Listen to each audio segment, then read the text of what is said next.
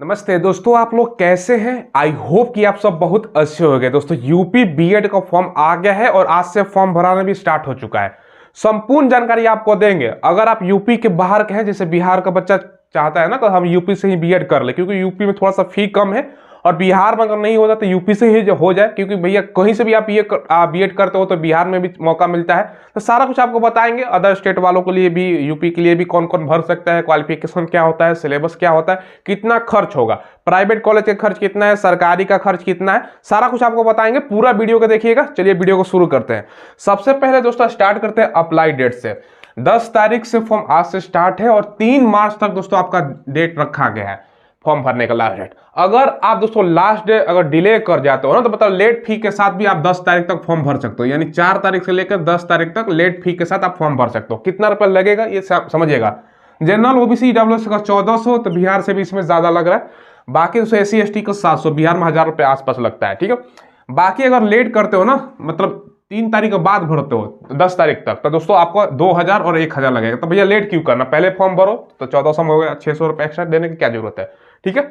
अब देखो इसमें दोस्तों अदर स्टेट के कैंडिडेट भी फॉर्म अप्लाई कर सकते हो। अदर स्टेट का यहाँ पे मैं डिटेल्स बताऊंगा, समझिएगा पूरा ध्यान से दोस्तों। ठीक है। बाकी एडमिट कार्ड आपका 17 अप्रैल को जारी होगा और एग्जाम आपका 24 अप्रैल को होने वाला है। ठीक है। रिजल्ट इसका 30 मई को आपको जारी किया जाएगा और काउंसलिंग आपका जून 2024 से स्टार्ट होगा। और क्लासेस यानी दोस्तों समझ लो ना 1 जुलाई से दोस्तों आप लोगों का स्टार्ट हो जाएगा। समझ लो 17 से चालू हो जाएगा, 17 बोल सकते हो। ठीक है। बाकी एज तो इसमें कोई दिक्कत होता नहीं, मिनिमम 15 होता है भाई। ग्रेजुएशन तो हालांकि 15 साल पर नहीं होता है, लेकिन मैक्सिमम कोई लिमिट नहीं है, तो एज में कोई मुझे नहीं लगता कि प्रॉब्लम होगा। क्वालिफिकेशन क्या चाहिए, जैसे सभी में होता है, ग्रेजुएशन आप हैं, ग्रेजुएट आप हैं, तो चाहे आपने बीए कर रखा हो, बीकॉम कर रखा हो दोस्तों, या बीएससी, मतलब साइंस आर्ट्स कॉमर्स वाले बच्चे अप्लाई कर सकते हैं। हाँ, जनरल ईडब्ल्यूएस ओबीसी है तो 50% आपका ग्रेजुएशन में होना चाहिए।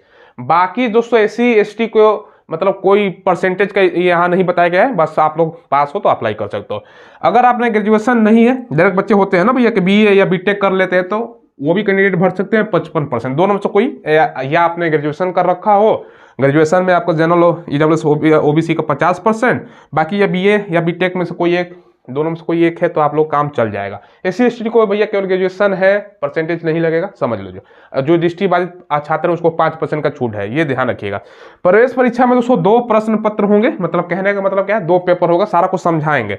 अब अदर स्टेट का सीट कितना है आप लोग पूछ सकते हो। इससे ये जानने से पहले दोस्तों आप यूपी में बीएड का कितना सीट होता है एक अनुमान दोस्तों मैं बताता हूँ। देखो इसमें दोस्तों, क्योंकि बिहार भी देखा होगा ना तो भैया 37,500 सीट है। इससे दोस्तों डबल बड़ा आपको बोल सकता हूँ ना, आबादी के हिसाब से, कॉलेज वगैरह बहुत ज्यादा है वहां पर, तो सीट भैया पूछो मत। पहले सबसे पहले ध्यान रखिएगा, अदर स्टेट वाले कैंडिडेट, एक तो होता है सरकारी कॉलेज में कितना कोटा दिया गया है, क्योंकि सरकारी का खर्चा कम होता है, और प्राइवेट का कितना है वो सारा कुछ बताएंगे। तो अदर स्टेट वाले फॉर्म बच्चे फॉर्म भर सकते हैं। खासतौर पर सटा हुआ राज हो गया, दिल्ली का बच्चा है, या दोस्तों बिहार का स्पेशल बच्चा भरेगा, झारखंड का बच्चा यहाँ पर भरता है, उत्तराखंड का। ठीक है।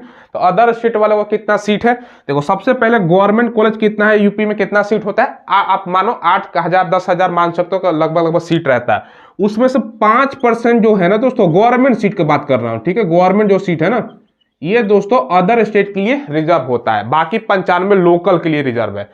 5% गवर्नमेंट सरकारी कॉलेज। अगर आपको प्राइवेट करना है, ठीक है, प्राइवेट तो भैया 100% हो गया, प्राइवेट में आप लोग कोई दिक्कत नहीं है। बात समझे कि नहीं समझे। यूपी में 2 लाख से ज्यादा सीट है बीएड के लिए, मतलब इतना रहता है तमाम कॉलेज मिलाने के बाद, जिसमें से गवर्नमेंट कॉलेज 8,000 के आसपास, 10,000 ज्यादा होगा। ठीक है। उतना सीट रहता है, जिसमें से 5% अदर स्टेट के लिए ही मतलब रहता है, बाकी 95 यूपी के बच्चों के लिए रिजर्व होता है। ठीक है। अगर 10,000 सीट है तो 5% अगर निकालते हो तो भैया 500 सीट। ठीक है। प्राइवेट में तो भैया फिर पूछो मत, प्राइवेट में तो 1 लाख से 1.5 लाख से ऊपर सीट हो गया, तो प्राइवेट में कर सकते हो। हाँ, तो बिहार का बच्चा अगर यूपी से करते हो तो बिहार में भी आप लोग फॉर्म भर सकते हो, टीचर वाला, तो कोई दिक्कत है नहीं। तो मैंने आपको समझा दिया। तो प्राइवेट में भी यूपी में कितना खर्चा आता है वो भी बताएंगे। अब देखिए दोस्तों, सबसे पहले यहाँ पर हमें सिलेबस बताता हूँ। अब देखिए दोस्तों, आपको तैयारी कहाँ से करनी है इसके लिए मैं आपको बेस्ट बुक बता देता हूँ। इसके लिए आपको चक्षु पब्लिकेशन का बुक ले लेना है। ठीक है। ये यूपी बीएड के लिए जो न्यूनतम पैटर्न और सिलेबस है ना 2024 की परीक्षा के अकॉर्डिंग, उसी पर आधारित ये दोस्तों चक्षु पब्लिकेशन का बुक है। ये संपूर्ण स्टडी गाइड है। संपूर्ण स्टडी गाइड की खासियत क्या है, एक तो इसमें आपको 7 शॉर्ट पेपर देखने को मिल जाएगा 2017 से 2023 तक का, और 2700 से ज्यादा बहुविकल्पीय प्रश्न, जो महत्वपूर्ण प्रश्न है वो भी आपको देखने को मिल जाएगा। और स्टडी गाइड का खासियत ये होता है ना जाएगा, सारा का सारा सिलेबस इसमें कवर किया जाता है। तो स्टडी गाइड तो आपने देख लिया कला वर्ग का, साथ में दोस्तों उत्तर प्रदेश बीएड के लिए दोस्तों चक्षु पब्लिकेशन का ये जो आप देख रहे हो ना, ये कला वर्ग के लिए प्रैक्टिस सेट है, जिसमें आपको 15 प्रैक्टिस सेट, 7 शॉर्ट पेपर और 3900 से ज्यादा बहुविकल्पीय प्रश्न, यानी कंप्लीट आपका यूपी बीएड का तैयारी हो जाएगा इन दोनों बुक के माध्यम से। लिंक आपको वीडियो के डिस्क्रिप्शन में मिलेगा, वहां से ऑनलाइन ले सकते हो, या नदी की बुक शॉप पे अवेलेबल है, वहां से भी ले सकते हो।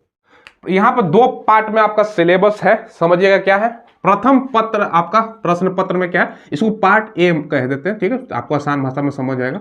बाकी ये दोस्तों आपका पार्ट बी, दोनों एग्जाम एक ही दिन होता है, ये भी ध्यान रखिएगा दोस्तों, मैंने बता दिया। सबसे पहले बात करें ना इसमें पार्ट ए में, तो 100 क्वेश्चन पूछेगा, एक क्वेश्चन 2 नंबर का होता है, तो 200 गुना करेगा तो 200 मार्क्स। 3 घंटे का समय आपको दिया जाएगा, 1/3 1/3 का आपका नेगेटिव मार्किंग होता है। पूछा क्या जाता है, समान ज्ञान से आपका 50 क्वेश्चन। अब क्योंकि मैंने बताया एक क्वेश्चन 2 नंबर का है, तो दोस्तों 100 मार्क्स हो जाएगा, ये भी ध्यान रखिएगा। तो समान ज्ञान 50 क्वेश्चन, इसमें क्या आ जाएगा, जीके, साइंस का आपका फिजिक्स, केमिस्ट्री, बायोलॉजी, पर्यावरण विज्ञान हो गया, जीके में आपका इतिहास, भूगोल, नागरिक सारा कुछ है, इससे 50 क्वेश्चन है। और भाषा दोस्तों हिंदी या इंग्लिश दोनों में से कोई है, ये ध्यान रखिएगा, मैंने यहाँ पे लिख देता हूँ कोई एक, दोस्तों ये ध्यान रखिएगा, हिंदी चूज करो या इंग्लिश कोई एक, इसमें 50 क्वेश्चन 100 मार्क्स का, यानी 50 100 क्वेश्चन 200 नंबर का, 1/3 नेगेटिव। इसका एग्जाम सुबह 9 से दोस्तों आपका 12 चलेगा, ये ध्यान रखिएगा, एक ही दिन पेपर होता है। बाकी द्वितीय जो पत्र है ना आपका पार्ट बी, जिसको आसान भाषा में समझाने के लिए बता रहा हूं, इसमें 100 क्वेश्चन सेम 200 नंबर का है, क्योंकि एक क्वेश्चन 2 नंबर का है, 3 घंटे का समय, 1/3 नेगेटिव।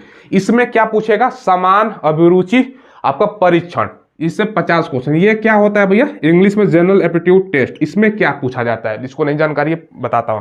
रीजनिंग और दोस्तों मैथ होता है, ठीक है। ज्यादातर प्रश्न आपको रीजनिंग से देखने को मिलेगा, मैथ से 5 से 10 ही क्वेश्चन देखने को मिलेगा, तो ये ध्यान रखिएगा। समान अभिरुचि जो परीक्षण है हो गया ना, इसमें से आपका हो गया दोस्तों आपका रीजनिंग 40 के आसपास क्वेश्चन, बाकी मैथ के आपका 10 के आसपास क्वेश्चन देखने को मिलेगा, समझा दिया मैंने।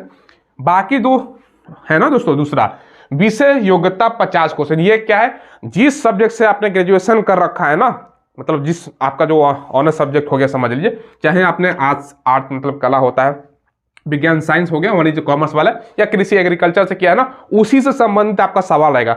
अब बहुत सारे बीएससी बच्चे करते हैं, तो भैया साइंस से संबंधित आपका सवाल पूछा जाएगा। अब भैया जो बच्चा बीए किया हुआ है, बैचलर ऑफ आर्ट, यानी आर्ट से संबंधित, कला जिसको बोलते हैं उससे संबंधित, ये समझ गए आप लोग, ये सिलेबस रहता है आप लोगों का। फिर से समझाता हूं, सिलेबस क्या है, 2 भाग में डिवाइड किया गया, प्रथम प्रश्न पत्र और द्वितीय प्रश्न पत्र। प्रथम में पूछेगा आपका जीके, जिसमें से दोस्तों आपका इतिहास, भूगोल, नागरिक, फिजिक्स, केमिस्ट्री, बायोलॉजी सारा कुछ रहेगा, 50 क्वेश्चन। भाषा हिंदी या इंग्लिश में कोई एक चुना है, तो ज्यादातर बच्चा हिंदी ही चुनेगा, तो इससे 50 क्वेश्चन। बाकी सेकंड जो पेपर है उसी दिन होता है दोस्तों, जैसे ये खत्म हुआ चालू, ये दोस्तों आपका 100 क्वेश्चन 200 नंबर का, 3 घंटे का समय, 1/3 नेगेटिव।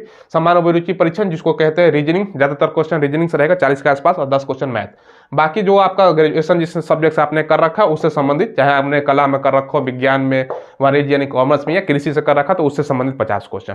क्लियर है, चलो ये समझा दिया, तो ये चीजें हैं। अब आप लोग पूछेंगे गवर्नमेंट कॉलेज में कितना नंबर लाए, तो गवर्नमेंट, जाहिर सी बच्चा चाहेगा ना गवर्नमेंट कॉलेज हमें मिल जाए, समझाता हूं। सबसे पहले दोस्तों गवर्नमेंट कॉलेज के लिए आपको, जैसे मैंने बताया कि बार चलो 8 से 10 हजार ही सीट है, तो भैया उतना के बीच में आपका रैंक होना चाहिए ना, एक मतलब 1000 होता है दोस्तों, इतना के बीच में आपका रैंक है, तो भैया आपको गवर्नमेंट कॉलेज मिलेगा।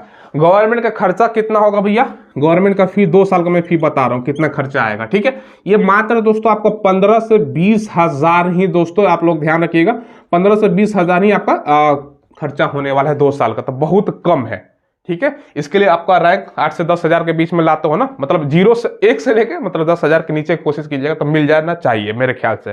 ज्यादा ज्यादा आपको रैंक अच्छा लाना है, ये ध्यान रखिएगा, 15 से 20 हजार ही खर्चा होगा। और अदर सेट के लिए क्योंकि 5% ही सीट है, तो ये ध्यान रखिएगा, गवर्नमेंट कॉलेज में बता रहा हूँ। प्राइवेट में तो भैया आपका सभी समझ लो, तो हम कोई दिक्कत है नहीं, प्राइवेट में सभी सीट है आपके लिए, अगर आपको करना है तो, ठीक है। तो ये ध्यान रखिएगा, तो अदर स्टेट को ज्यादा से ज्यादा और मार्क्स लाना है। हाँ, हालांकि कंपटीशन भी तो कम होगा ना, यूपी में भरेगा ज्यादातर बच्चा 90-95%, अदर स्टेट से कम ही फॉर्म भरेगा, तब बात तो एक ही हो गया, समझते हो कि नहीं, भोजपुरी में मैं समझा रहा हूँ आपको, ठीक है।